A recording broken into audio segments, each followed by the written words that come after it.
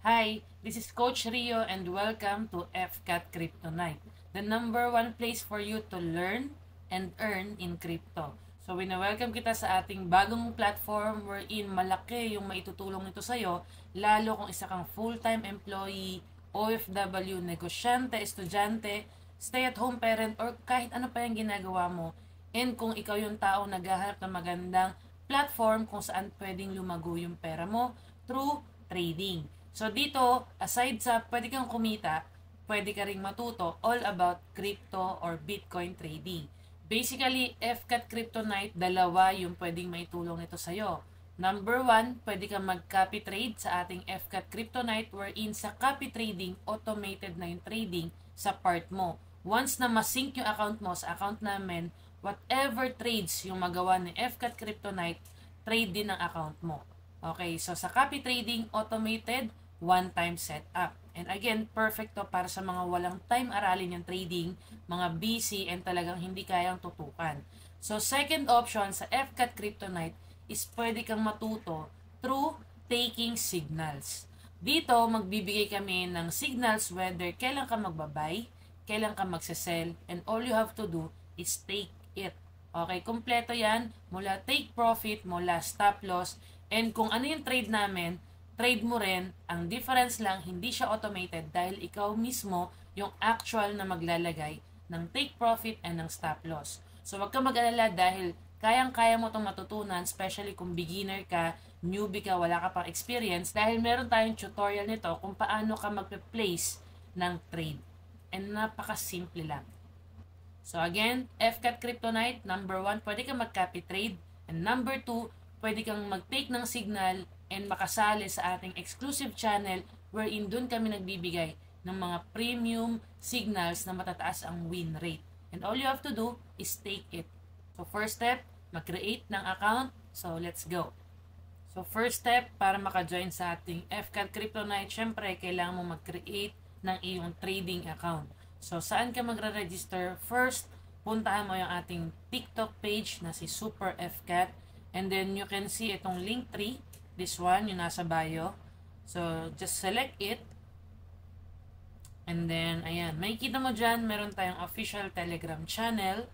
Meron tayong copy trading sa FCAT Algo. We have Rio the Great Copy Trading. And itong nasa baba, Crypto Copy Trading and Signals. So, we have our official website. And nakikita mo dyan yung kulay red na tick mill. Dyan tayo magre-register.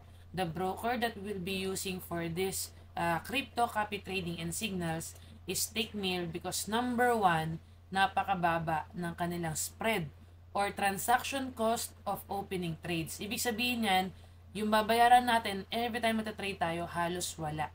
Okay, 0.02 yung kanilang spread and the more na mas maliit yung spread sa pagtatrade, the more na mas ma-maximize mo yung profit sa trading. So ako, personally, Tickmill yung number 1 choice ko para sa ating crypto copy trading and signals. So nakikita mo yan, register here. Just click this link and mareredirect ka sa kanilang client area. Okay, so all you have to do is create your account, mag-sign up ka. So dito sa select account type, choose individual, then click proceed. Sa title and name, syempre lagay mo yung pangalan mo. Date of birth, and syempre, wag mong i-check tong US citizen kasi hindi ka naman citizen ng United States. So, leave it blank, wag mong i-check, and then click next. Yan. So, once na na-click mo yung next, dito ka na sa page 2, Country of Residence, Philippines. So, ano yung legal entity na pipiliin mo? Dito ka sa Tickmill Limited. So, wag mong i-select tong UK Ltd. Dito ka lang sa una. Okay? And then, select product. Check mo lang tong Forex and CFDs. So, makikita mo dyan, ang minimum deposit is $25 up to $100. Yan yung ating minimum deposit. And then, select mo tong privacy policy. So, check mo lang. And then, yan, yung phone and email. And then, personal preferences, syempre, English. Okay? Click next. So, ito lalabas nakalagay, verify your email. So, syempre, puntahan mo yung email and then meron dong verification link. I-click mo muna. So, puntahan natin yung email. So, na-receive ko na yung email ni Tickmill asking na need kong i-verify yung kanilang email. So, ito, nandito yung link. Select mo lang yan. Yan. So, once na naklik mo na yung link, babalik ka dito. So, syempre, sa nationality, click mo Philippines. And then, ito, SSS number mo. And then, residential address and politically exposed person. So, syempre, wag mo na tong i-click. So, once na okay na, click next. So, ito na. Lalabas na yung password. So, mag-nominate ka ng password. Andyan yung mga criteria. Follow mo lang yan. Ito na siya. Financial info and experience. So, level of education. So, lagay mo na lang dyan. Okay. Employment status, kung employed ka. Trading info. So, source of funding. Sabihin natin, salary. Gross annual income in dollars. So, lagay mo lang dyan. Okay. Walang tama or maling sagot dito. So, kahit ano. In terms of experience, kung meron ka ng experience, lagay mo. Both of the above. Total net worth, pwede mong lakihan. Bahala ka. What are your trading objectives? Preservation of capital. Ikaw bahala. So, once na okay na tong trading info, just click next. Yan, do you have experience trading? If wala, edi wala. If yes, just say yes. Frequency of trading. Okay. Volume traded over the past 12 months. So, yan, lagay mo yan. Okay, just say yes. I click yes. And then once okay na, click submit. Yan, setting up your Tickmill account. Please wait a moment. So, select mo tong next na nakikita mo. So, yan. Thank you for registering with Tickmill. The verification process is in progress.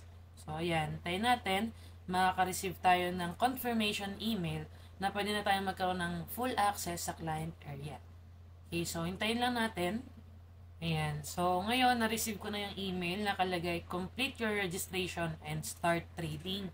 Ibig sabihin, nakapag-register na ako and last step is syempre, i-verify ko yung aking account by uploading IDs and proof of address. So, lagi naman tong importante to syempre prove na sa atin yung account dahil syempre maglalagay tayo ng funds natin dyan and for KYC na rin, no? For safety din ng ating profile. So, nakalagay dito, how to complete your registration. So, lalagin tayo sa client area and then all we have to do is mag-upload ng isang proof of identification. So, dito, ID, Philippine issued ID, whether passport, driver's license, national ID, UMID, TIN, PhilHealth, postal ID, pwede mong ipasa. And then, for the proof of address, so, syempre, any ID na may address mo. So, kung ano yung nilagay mong residential address doon sa registration mo kanina, yun yung dapat na nasa ID mo. Kasi ima-match yan ng Tickmill.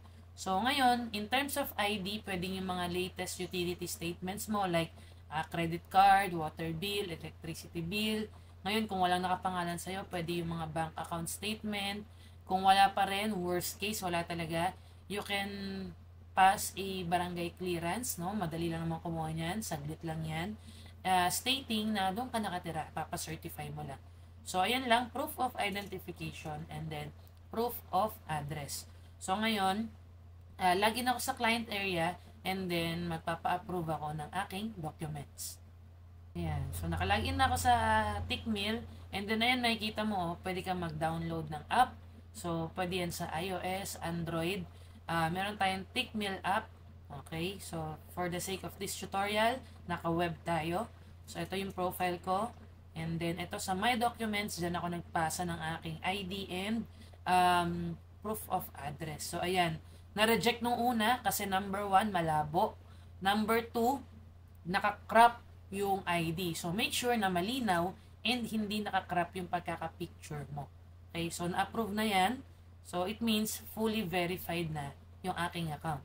So, that is our step 1 wherein magkikreate tayo ng account na gagamitin for copy trading or taking signals. Now, once na may account ka na, the second step is syempre, you have to fund your account. when you say fund your account, whether for copy trading or for taking signals, ang minimum deposit na pwede nating ilagay for FCAT Kryptonite is $50 para sa ating signals and $250 para sa ating copy trading. So kung beginner ka and gusto mong subukan mo na yung platform and yung ating signals, you can deposit $50 to $100 to try it out. So syempre, very important na may fund yung account mo dahil ito yung gagamitin natin sa ating pagtitrade. So now, napakaganda ng platform ng Tickmill when it comes sa pagde-deposit. Simply because, papakita ko sa inyo, dito sa ating client area, okay, when you click itong 3 lines sa taas, meron kang makikita dyan, Traders Room. Okay, dito sa Traders Room, makikita mo dyan wallets, transactions, trading accounts, transaction history, stock dividends, campaign results. So, meron tayong wallet dito. Yan. So, this one, itong wallet na to, ang kagandahan is pwede kang mag-deposit kahit magkano and it will serve as our personal wallet. So, for example, gusto mo mag-deposit ng $200. So, ilalagay mo yung deposit na yon sa wallet na yan, andyan yung $200 mo, and then pwede mong kunin yung $50 lang para malagay sa trading account mo and yun lang yung ipagta-trade mo. Okay, so ang kagandahan kahit hindi mo depositan yung isang trading account ng buong $200 at yun yung lahat na gagamitin mo pang trade, pwede mo munang ipunin yung fund mo sa wallet and then kuha ka lang dyan ng pang trade mo. So again, $200, mag-deposit ka for example sa iyong USD wallet and then kuha ka dyan let's say ng $100, ilagay mo sa trading account mo. So, kung paano mag-deposit, let's go. Ito, so since nakita mo may wallet, okay, you can click itong deposit. You can check USD wallet. Okay, so deposit to wallet. So, ito, kaya siya USD, it means USD yung ating currency na gagamitin. Kasi kung mag-add ka, merong GBP and Euro. And mostly, ang ginagamit is USD na wallet. Payment method, pag kinlik mo, ayan o, ang dami nating payment provider sa Tickmill. We have the cryptocurrency. So, ayan, may channel A, may channel B. If fund ka ng crypto sa pagde-deposit, you can select this method. You have Binance Pay. You have Union Pay, international cards. You have Philippines Online Bank Transfer na very popular. And you have the International Bank Transfer. You have the credit or debit card. And Apple Pay, Skrill, and Neteller. So, ngayon, sa Pilipinas, ang pinaka-common and pinaka-madaling gamitin is itong Philippines Online Bank Transfer. So, makikita mo dyan, processing time, 24/7 instant. Okay, walang fee. And then, ang minimum deposit is 1,700 pesos. So, select mo yan. And then, eto nakalagay, deposit to wallet. So, dyan mo muna ilalaman yung ide-deposit mo. Ilalagay mo muna siya sa wallet. Hindi diretso sa trading account. And yan, payment method, Philippines Online Bank Transfer. So, for example, ayan, currency, naka-peso. So, let's say, ang ilalagay mo is 5,800 pesos. That is, ayan yung dollar equivalent, $100 equivalent. And then, click mo tong, check mo tong nasa baba. And then, once okay na, click confirm. And then, third-party service provider, flow, click proceed. Yan. So, complete your payment. Pwede kang mamili via online transfer, which is, ayan, meron tayong Union Bank, RCBC, and marami pang bangko. Offline bank wire, ito yung doon ka mismo magde-deposit sa kanilang bank. Merong ATM online payment, ATM offline payment. Ito, very popular and very efficient na gamitin, no? Pinakamabilis, pinakamadaling gamitin, e-wallet. So, kung meron kang CoinsPH, Maya, ShopeePay, GrabPay, and GCash. So, kung GCash ang gagamitin mo, just select this, and then, yun, mag-OTP lang naman yan sa phone mo. Now, itong cash payment naman, okay, pwede ka namang hulog or magbayad sa Cebuana, sa SM Payment Counter, etc. Okay, so, again, pinakamadali is itong e-wallet. Okay? So, you can select Globe GCash. So, ayan. Pay with Globe GCash. And then yun, tatanungin niya yung number mo and mag-OTP yan. And napakaganda dahil very safe itong platform dahil tayo ay third party connected with DragonPay. Okay, so yun ang ating payment provider. So now for example, may laman yung iyong wallet, nakapag-deposit ka na and pumasok na sa USD wallet mo. So let's say ito for example, meron kang $38 dito sa iyong USD wallet and gusto mo lang gamitin na pang trade, okay, is $20, no? This is for the sake of our example, but again, ang ating minimum deposit is $50 to $100 for our signals and then $250 for our copy trading. So let's say itong $38 na to na nasa USD wallet mo, ang gusto mo lang na i-risk ay $20. So ang gagawin mo is kailangan, syempre, number 1, ilagay mo siya sa iyong trading account. Now, dito sa trading account, itong katabing tab, yan. So, this one, pwede ka mag-create ng trading account na gusto mo, whether MT4 or MT5. So, just click itong add, then lalabas itong add trading account, wherein kung ano yung nakikita mo ngayon sa screen is copyahin mo lang. So, yung ating account type is regular trading account, trading platform MT4, and then yung select mo yung USD wallet mo, and then sa account type select classic, which is yung most popular. Sa leverage 1:500, and kung may referral code ka, pwede mong ilagay. So yung nasa screen, it's my referral code, so pwede mong kopyahin. So kung wala, wala. So that's it. Once okay na, click mo lang yung continue para magkaroon ka na ng iyong trading account. So, once okay na, lalabas na sa trading account yung na-generate na account number. So, for example, itong USD 8078848. For example, ito yung nagawa mong account. Yung details niyan, yung password ng account na yan, ay sinend sa email mo. So, check natin. So, ayan, pinadala yung ating trading account credentials. So, account number, syempre, type of account, classic, USD. And then yung trading password andyan, even yung investor password or yung ating read-only na password. And then platform MT4. And ito yung isa sa pinaka mahalaga, yung server. Diba? Makikita mo dito yung kulay orange. Choose Tickmill-Live08. Okay? So ito yung gagamitin natin mamaya pag magla-login na tayo sa MetaTrader. So for now, ito yung mga account details na kakailanganin mo. So balik tayo dito sa ating Tickmill trading account, which is ayan, 0 pa yung laman. So again, sa wallet, doon tayo nag-deposit ng ating gustong fund. And then, tsaka tayo mag-transfer from wallet papunta sa ating trading account.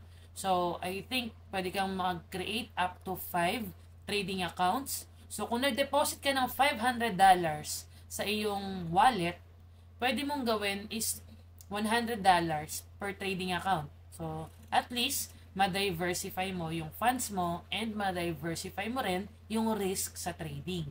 So, ngayon, paano maglagay ng fund sa trading account? So, all you have to do is just go, dalawa yung option. Pwede kang pumunta sa wallets and then transfer. Okay? Ibig sabihin, from wallets, click mo tong transfer. Tapos, nakalagay, transfer from USD wallet. And then, yung amount na ilalagay mo, pwedeng 50% lang nung current na laman. Pwedeng 100% kung magkano yung nasa wallet mo. Pwede mong i-customize kung magkano yung gusto mo. So, let's say, ang gusto ko is 100%. Sige, lagay natin. And then, transfer to, so, ito yung trading account na mga nagawa ko na nung una. So, let's say, ito yung pipiliin ko, 8078848. So, from USD wallet, papunta sa trading account na yan, ayan yung amount na gusto kong ilagay. So, click confirm. Transfer successful from USD wallet papunta sa trading account. Click OK. So, makikita mo yung transaction history. Okay? So, balik ka sa trading account. Okay, then there you go. Makikita mo yung $38 na dyan na. Okay, sa iyong trading account na ginawa.